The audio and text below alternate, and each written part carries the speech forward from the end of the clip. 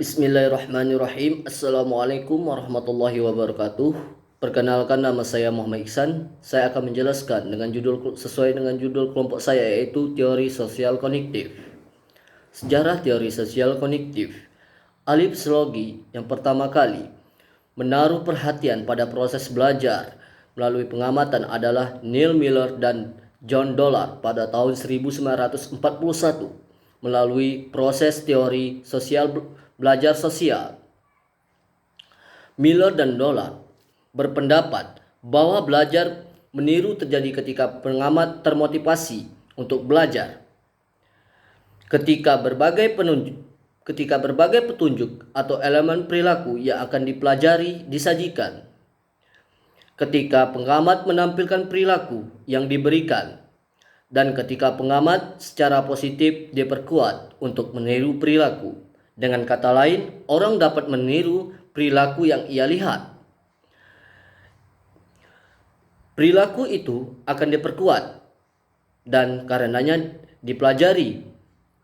Pada tahun 1961 dan 1963, Albert Bandura dan R.H. Walters mengembangkan proposisi teori belajar sosial dengan menambahkan berbagai prinsip pembelajaran observasional serta peneguhan gantian atau peneguhan perwakilan. Penambahan prinsip ini dilakukan setelah melalui serangkaian eksperimen yang dikenal dengan Bobodov Experiment. Pada tahun 1977, Bandura kemudian mengembangkan gagasan Miller dan Dollard tentang bagaimana perilaku diperoleh melalui sebuah artik. Di tahun 1986,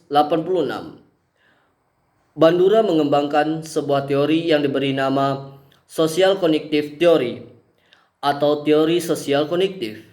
Perubahan nama teori belajar sosial menjadi teori sosial kognitif dimaksudkan untuk menekankan peran utama yang dimainkan kognisi dalam pengkodean dan penampilan perilaku.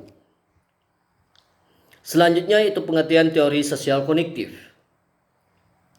Teori sosial kognitif adalah teori yang memberikan pemahaman, prediksi, dan perubahan perilaku manusia melalui interaksi antara manusia atau sesama manusia, perilaku, dan lingkungan. Teori ini didasarkan atas proposisi bahwa baik proses sosial maupun proses kognitif adalah sentral bagi pemahaman mengenai motivasi, emosi, dan tindakan manusia. Teori sosial kognitif juga menjelaskan bagaimana orang memperoleh dan mengelola atau menjadi pola-pola perilaku. Teori ini juga menyuguhkan dasar bagi adanya strategi intervensi, melakukan evaluasi terhadap perubahan perilaku bergantung pada faktor lingkungan, orang, dan perilaku. Teori sosial kognitif juga menyuguhkan sebuah kerangka kerja bagi perencanaan, pengimplementasian, dan evaluasi program. Selanjutnya yaitu contoh dalam kehidupan sehari-hari. Seorang ibu mengajarkan anaknya bagaimana cara mengikat sepatu. Kemudian ibu tersebut mempraktekkan berkali-kali sehingga anak tersebut paham akan cara mengikat tali sepatunya. Yang kedua, seorang anak yang mengidolakan seorang atlet sepak bola, mungkin karena meniru atlet tersebut dengan cara menggunakan kostum yang sama atau yang makan favorit yang sama. Oke, yang selanjutnya yaitu manfaat mempelajari teori sosial kognitif. Yang pertama, kita memahami sejarah perkembangan teori sosial kognitif. Yang kedua, kita dapat memahami konsep dasar teori sosial kognitif. Dan yang ketiga, kita dapat memahami asumsi dasar teori sosial kognitif.